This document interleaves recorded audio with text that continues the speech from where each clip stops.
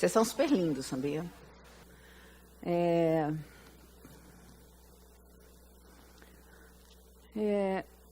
Eu queria só começar pegando uma fala do André. Primeiro, eu queria dizer que eu acho esse menino, que não é mais um menino, eu acho o André um absurdo. Fica a dica para quem não conhece direito, nem ele, nem o trabalho dele. O que ele falou é super verdade. O Brasil foi o último país a abraçar o papel e caneta, e eu diria que nem abraçou, tá? Ainda. Tanto que uma grande parte de vocês talvez não conhecesse o projeto antes do dia de hoje. Muito bem. Tem um ponto que o André colocou que é muito importante a gente nunca perder de vista, que e também o Dr. Bob falou um pouco antes, que vocês vão ser julgados de qualquer jeito. Não há o que fazer a respeito disso. E quanto menos de dentro do grupo de referência, quanto menos de dentro da bolha, mais vocês vão ser julgados. Eu faço isso há 30 anos. Eu fui para São Paulo aos 30 anos de idade, e eu diria para vocês que eu fui julgada muitas vezes, e não parei de ser até hoje. E todo o tempo eu fui movida por uma coisa que eu acho que faz muita diferença, que é o desconforto. Todas as vezes eu acreditei que eu precisava, de fato, como disse o Dr. Bob, seguir o que estava dentro de mim. Porque eu ia ser julgada de qualquer jeito, eu preferi ser julgada por aquilo que eu acreditava. E eu ainda prefiro ser julgada por aquilo que eu acredito. E por causa disso eu acredito muito em estudar, eu acredito muito em ser inconformista, eu acredito muito em ser inquieta, eu acredito muito em aprender. E tem aprendizado em publicidade, ele é uma coisa muito complicada, porque a gente vive numa profissão onde as pessoas definitivamente preferem o estômago do que o conhecimento. Eu, particularmente, acho que o estômago vazio só dói. Portanto, o conhecimento é absolutamente necessário para fazer com que alguma coisa faça, de fato, sentido. Por causa disso, e também pegando de novo uma fala do André, no final do ano passado, no início do ano passado, eu participei de um mesa cadeira e conheci a Cindy Gallop. A Pereira Odell tinha acabado de fechar no Brasil. Um tempo depois, eu ouvi a Cindy no evento da 3% Conference em Nova York. E a Cindy falava com as mulheres naquele dia, veja, eu estava aqui alguns anos atrás dizendo para vocês, mudem suas agências, lutem para mudar as suas agências. Hoje eu estou aqui para dizer para vocês, mudem independente delas.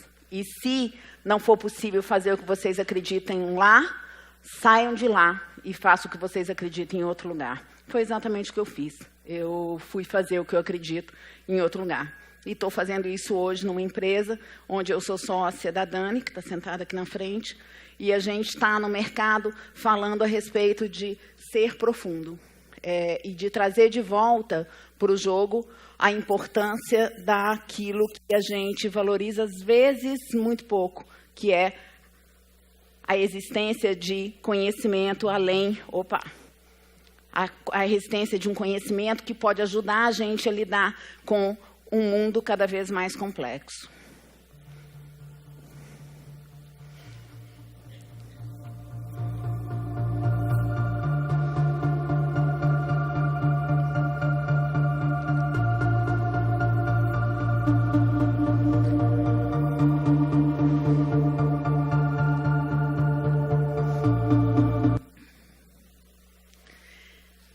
Cada vez mais, uma visão monolítica e definitiva do mundo está sendo substituída por realidades em camadas, gerando a existência consciente de antagonismos, de conflitos. Um mundo de realidades sobrepostas, onde a diferença deve ser em si mesma um objeto de estudo.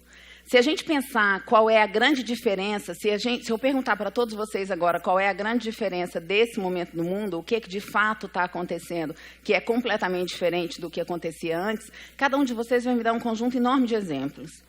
Tem um que eu acredito que está mudando o business, e que eu acredito que está mudando não só o nosso business, como os negócios de uma maneira geral, que é a necessidade da gente sair dessa lógica, e que leva a gente a ter uma necessidade de sair dessa lógica binária, de enxergar sempre certo e errado, homem e mulher, e outros raciocínios binários com os quais a gente foi criado, e que obriga a gente a sair daí e criar novas ferramentas para tomadas de decisão mais conscientes.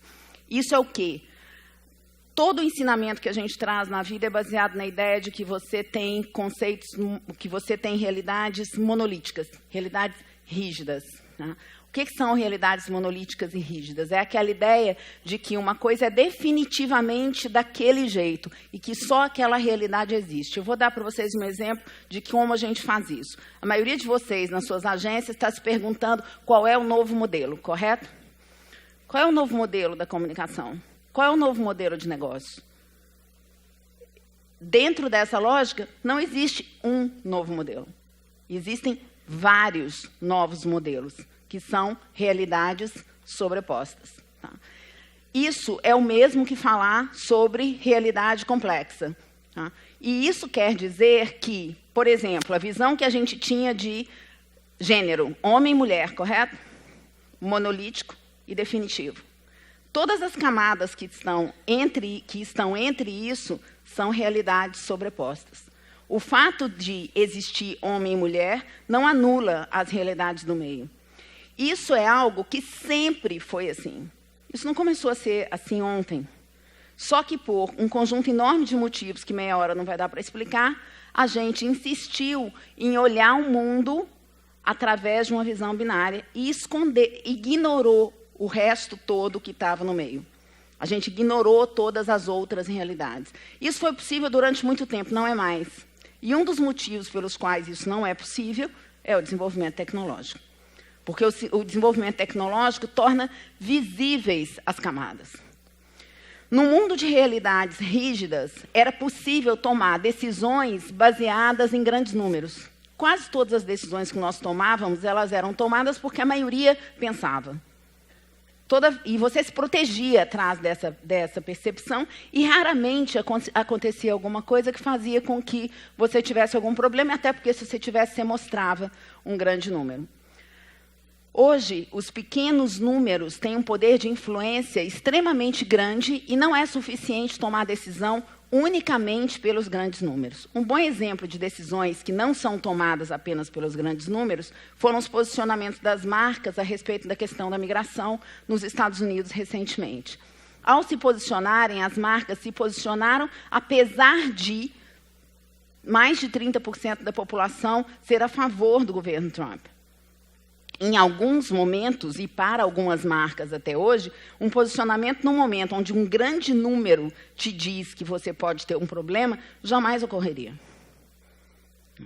Então, a ideia de realidades sobrepostas, ela diz para a gente que eu saio de uma realidade rígida, onde eu lidava com a visão de eu individual, e na realidade sobreposta, ele é sobre eu individual, sobre eu coletivo e sobre eu social. Na realidade rígida, eu falava sobre comunidades. Em realidades sobrepostas, eu falo sobre comunidades interconectadas. Numa realidade rígida, eu falava de 2 opções de gênero. Numa realidade sobreposta, eu falo de 31. Eu usei o exemplo o número de gêneros de Nova York, tá? Que é o número de gêneros que a cidade de Nova York considera. Numa realidade rígida, eu considerava, por exemplo, que família era pai e mães e filhos vivendo debaixo do mesmo teto. Numa realidade sobreposta, são núcleos sociais de pessoas vivendo sobre o mesmo teto. Realidades rígidas, eu falava de habitar físico. Numa realidade sobreposta, eu falo de habitar móvel, ou seja, qualquer lugar onde houver Wi-Fi. Essa visão, por exemplo, gerou um trabalho grande no ano passado, que está disponível na internet para quem quiser ver, falando sobre como hoje as pessoas têm uma visão de mundo a respeito do habitar que não é limitada mais unicamente à questão física, ou seja, ao lugar físico ao qual eu pertenço. Veja que a gente sai de um mundo de realidade rígida, onde, por exemplo, o que definia a minha identidade era o CEP. O que definia o lugar onde eu estava, onde eu vivia, e um conjunto de características em torno disso, era o CEP. Quando isso acontecia, isso fazia com que eu fosse limitado a um conjunto de características que hoje não é possível mais. Tem um conjunto enorme de fatos acontecendo no mundo hoje, e não são... Tudo bem, a gente está num momento onde a gente está falando muito sobre gênero, mas gênero não é a única coisa que está definindo, que está mostrando para a gente que as realidades sobrepostas estão transformando o business. Tá? A gente tem um conjunto bem grande de situações que falam sobre isso. Uma coisa importante a respeito de como lidar com realidades sobrepostas, e é um aspecto que a gente está defendendo muito, é que ela muda a maneira que a gente... Ela pede uma mudança na maneira que a gente lida com análise e na maneira que a gente lida com o processo de tomada de decisão. Eu estou trazendo para vocês um conceito que é chamado de visão em paralaxe, que é um conceito que vem... da mecânica, da física, da matemática, que é a ideia de que um objeto, a partir de... ele muda de acordo com o ponto de observação. Se você deixar o seu dedo parado e você movimentar os seus olhos, você vai ter a sensação que o seu dedo está se movendo. E quando você tem a sensação que o seu dedo está se movendo, de cada lugar onde você tem um ponto de observação diferente, o resultado, a sua análise a respeito desse objeto muda. Você pode pensar, nossa, mas a pesquisa sempre fez isso. A pesquisa sempre olhou os objetos por pontos de observação diferentes. Não é verdade. A pesquisa sempre teve ferramentas para fazer isso, mas ela não necessariamente fez. Eu vou dar para vocês um exemplo grande de como isso não aconteceu sempre. Mas quando você fala de visão em paralaxe e você traz o conceito de visão em paralaxe para o nosso mundo, você não está falando só a respeito de você olhar um objeto por pontos de observação diferentes. Lembra-se, nós estamos falando de realidades sobrepostas. Como eu estou falando de realidades sobrepostas, toda vez que eu tenho um problema, eu tenho que olhar para aquele problema e me perguntar qual é o conjunto de realidades com os quais com o qual aquele problema me obriga a lidar. Na hora que eu faço isso, o que eu descubro? Um conjunto enorme de conflitos. Por quê? Realidades sobrepostas falam sobre conflito. Se vocês olharem para fora, hoje, para os jornais, para a TV, mesmo para o resultado da maior parte das campanhas que nós colocamos no ar, vocês vão ver o quanto raramente não existe conflito. O quanto raramente não existe mudança, um paradoxo. O Dr. Bob falou disso um pouco mais cedo. Quase tudo, como a gente está lidando num mundo onde várias realidades vão existir ao mesmo tempo, por exemplo, recentemente nós tivemos a sensação de que o conservadorismo havia desaparecido no mundo. Não acho que todo mundo teve essa sensação, mas algumas pessoas, dependendo da bolha a qual elas pertenciam, tiveram a sensação que o conservadorismo tinha desaparecido do mundo. Tanto que algumas marcas tiveram coragens que elas jamais tiveram, como colocar homossexuais beijando num comercial do Dia dos Namorados, como se estivesse fazendo algo, né, completamente revolucionário, e de fato era, porque nenhuma marca tinha feito isso antes. E essa era uma posição que uma marca não assumiria facilmente há um tempo atrás. Por que isso? Principalmente porque marcas se movimentam, na maior parte das vezes, a partir de grandes números.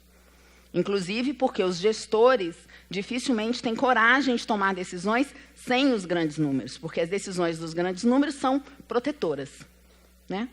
Elas me ajudam a justificar depois por que a decisão foi tomada. Muito bem. Quando isso acontece, eu sempre estou lidando com contrários. Sempre. Naquele momento, eu tinha a sensação e tem uma coisa que ajuda muito nessa sensação, chamada timeline, né? Os nossos clientes também têm timeline. Eu costumo dizer que a timeline é o novo jornal das 8. Porque há muito tempo atrás, quem é mais velho sabe, os nossos clientes diziam, nossa, você vai fazer o Jornal Nacional, não tem ninguém em casa essa hora. Porque ele não estava em casa essa hora. A timeline é a mesma coisa. A sua timeline só diz aquilo que a sua bolha pensa, né? E o resultado da sua timeline, muitas vezes o resultado da timeline do cliente, diz muito para ele sobre quem está falando, quem não está, mesmo a gente tendo pesquisa. Mas a timeline é aquilo com a qual a gente lida o tempo inteiro. Então, quase sempre você vai estar lidando com situações onde você tem tomadas de decisão que significam, de alguma maneira, um conflito. Naquele momento, principalmente nas nossas timelines, o que a gente via o tempo inteiro era as pessoas compartilhando marcas que, de alguma forma, diziam alguma coisa que estivesse de acordo com o mundo, que falassem do mundo onde elas gostariam de viver. Isso é fato hoje. Isso está acontecendo hoje. A relação das pessoas com a... Por isso a gente fala tanto sobre causa. A relação das pessoas com as marcas, ela anda... Porque economia e política nunca tiveram tão juntos. A hora que você chega perto das pessoas... E não só porque a gente está elegendo presidentes de empresa como presidentes de países, ou como prefeitos, ou como governadores. Não só por esse motivo. Também porque já está claro para o mundo inteiro que, sem mudança na produção e sem mudança na relação de consumo, não tem um mundo melhor. Uma discussão sobre o estrago que a gente é capaz de fazer cada vez que a gente coloca 30 milhões numa campanha de 30 dias, não volta atrás a hora que a gente faz uma ação com uma ONG. Esse é um momento onde a intencionalidade precisa estar presente na comunicação e precisa estar presente na produção das grandes empresas. Muito bem. Quando as marcas tomam decisões de adotar causas e tomam decisões de falar a respeito de assuntos de qualquer uma dessas realidades sobrepostas, o que acontece é que eu sempre vou estar lidando com situações de conflito. Sempre. Dificilmente não vai existir uma outra realidade em algum lugar que não vai reagir a ela. No final do ano passado, quando as pessoas se assustaram muito com a eleição do Trump, algumas pessoas pelo mundo, eu particularmente, entre elas, acharam muito estranho o susto. Eu achei o susto muito estranho. Porque os conservadores estavam lá. Eles estavam lá. O que existe de interesse para ser observado a respeito da eleição do Trump não é o Trump em si. Ok, ele é um objeto de estudo, eu concordo. Mas essas pessoas estavam lá. Ah, tudo bem, o processo não é democrático, e se não fosse um processo democrático, se fosse um processo democrático, ele não teria sido eleito. É verdade. Mas, nesse caso, o grande número é importante. São mais de 30% das pessoas. Então, o conservadorismo estava presente. Eu costumo dizer que a gente agora vai ver a realidade que já estava visível, os conservadores vão sair do armário. Nós passamos os últimos 10 anos saindo do armário, né? Todos os conceitos a respeito de gênero ficaram visíveis, todas as discussões a respeito do feminino, todas as discussões a respeito, nem todas, a respeito de raça, ok. Mas, enquanto isso acontecia, isso não estava tornando o mundo um lugar igual. Isso não estava acontecendo. Tinha, do outro lado, pessoas concordando e pessoas discordando. E nós, na comunicação, e muitas vezes no marketing, de uma maneira geral, tendemos à universalização, à normalização.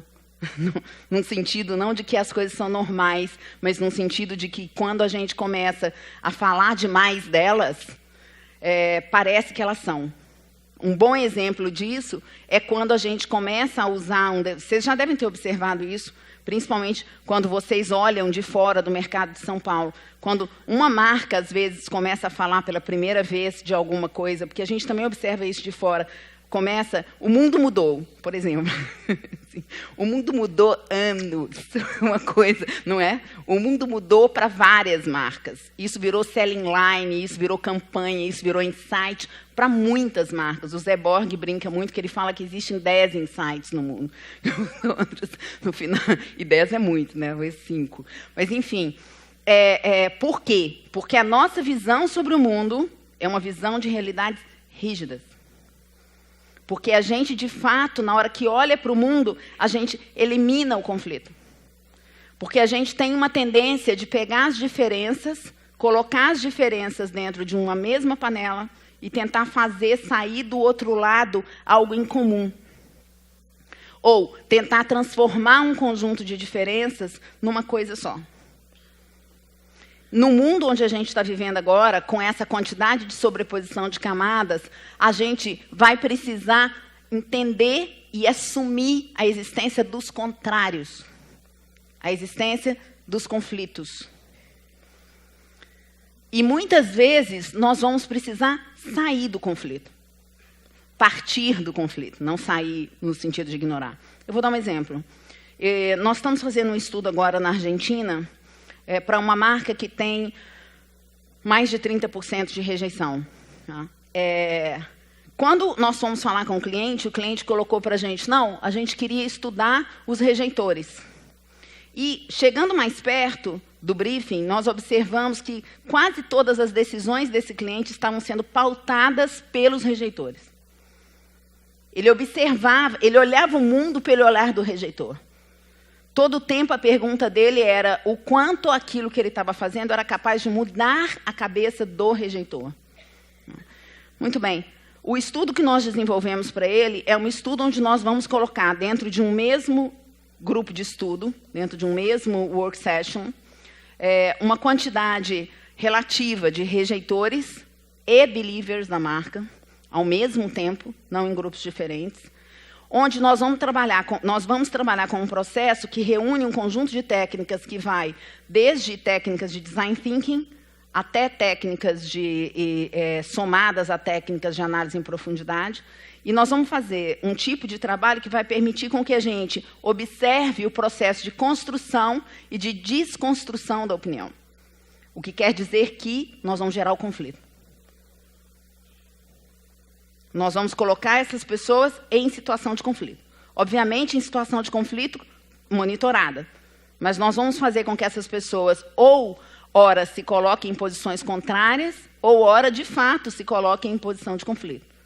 Por que isso é importante? Por que assumir o conflito é importante? Porque eu preciso observar o processo de desconstrução da opinião. Eu preciso entender, por exemplo, o quanto um believer, de fato, muda de opinião numa situação de conflito com o rejeitor.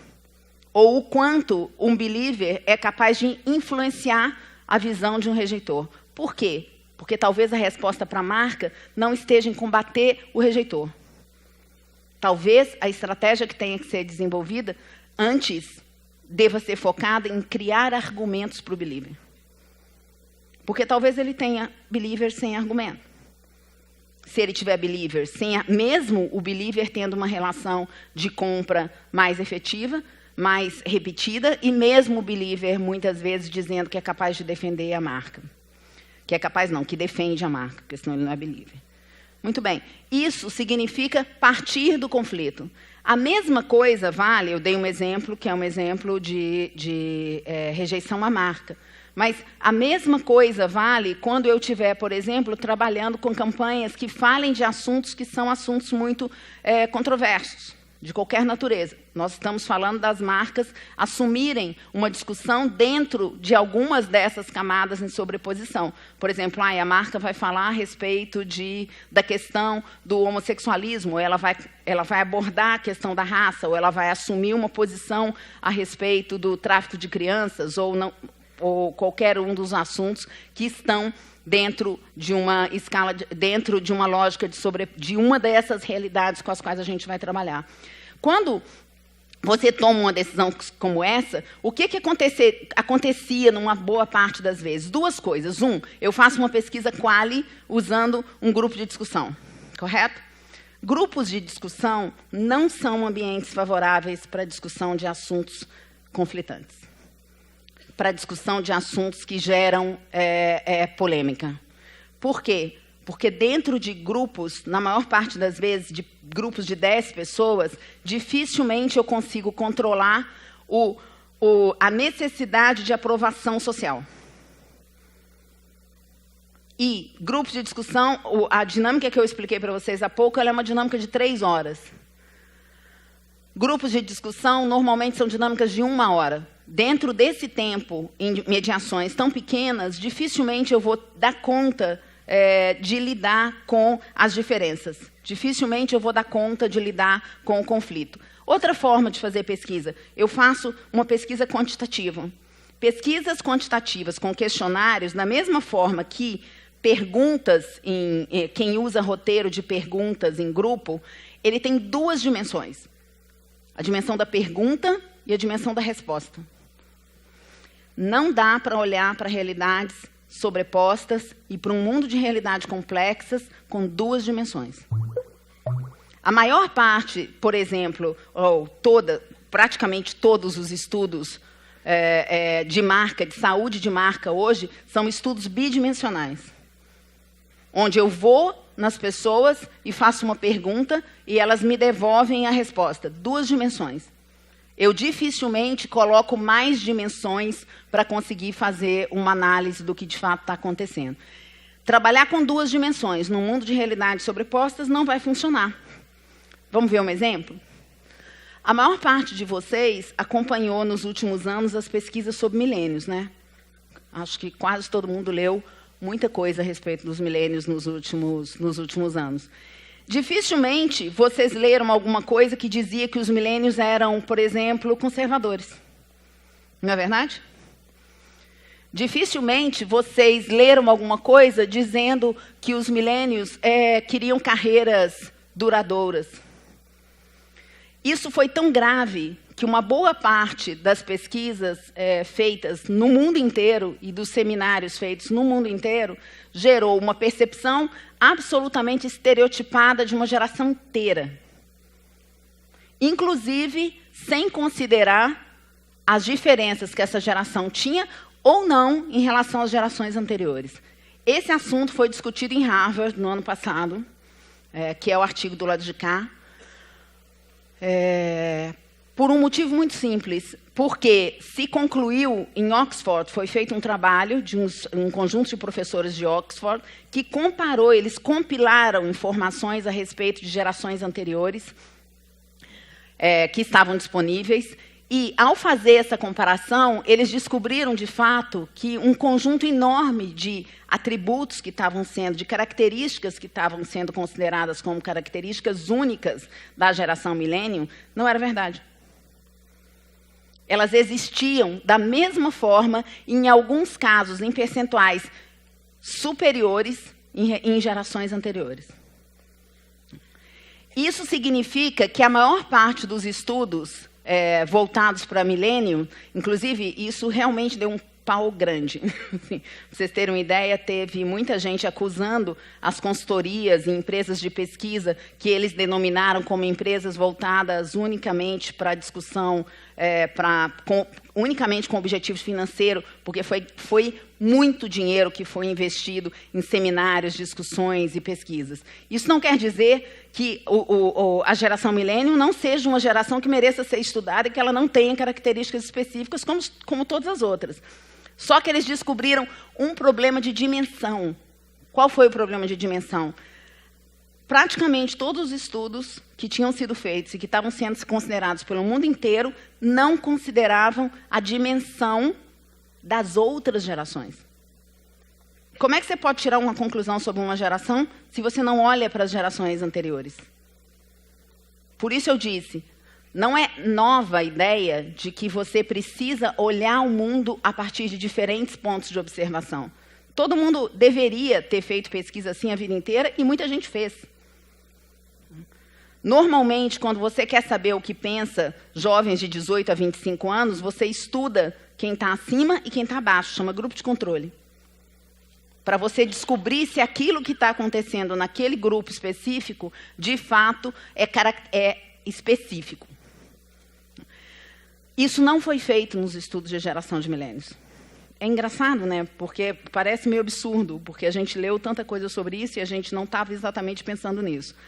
Muito bem, isso foi uma discussão enorme nos últimos 2 anos, não foi nem só no ano passado, 2015 e 2016, se vocês procurarem, vocês vão localizar um conjunto enorme de pesquisas, matérias, artigos, inclusive dentro da Harvard Business Review e dentro de algumas outras universidades, falando a respeito desse assunto.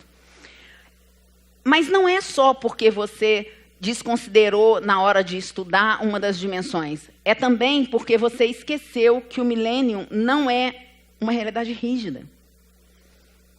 Quando você falar de você mesmo, você não é uma realidade rígida. Você tem várias dimensões. Você é múltiplo. Quando você olha para os milênios, é a mesma coisa.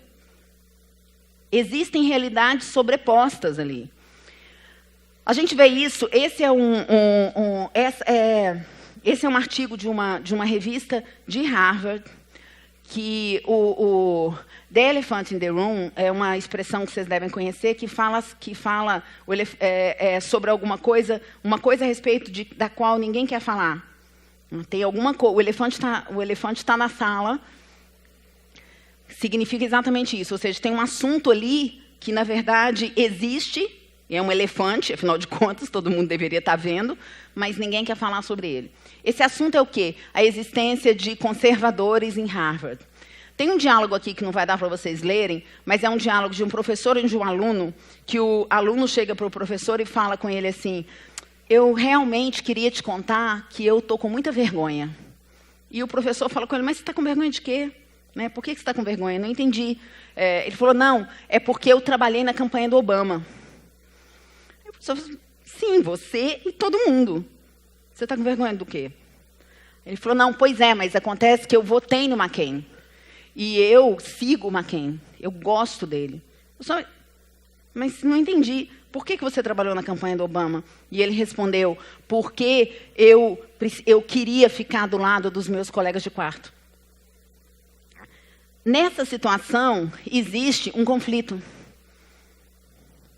Ou seja, você tem o conforto social, que é eu ficar do lado dos meus colegas de quarto, porque todo mundo estava votando no Obama, todo mundo estava trabalhando no Obama, e eu não queria ficar longe dessas pessoas. E você tem uma outra questão, que é qual é a minha convicção política.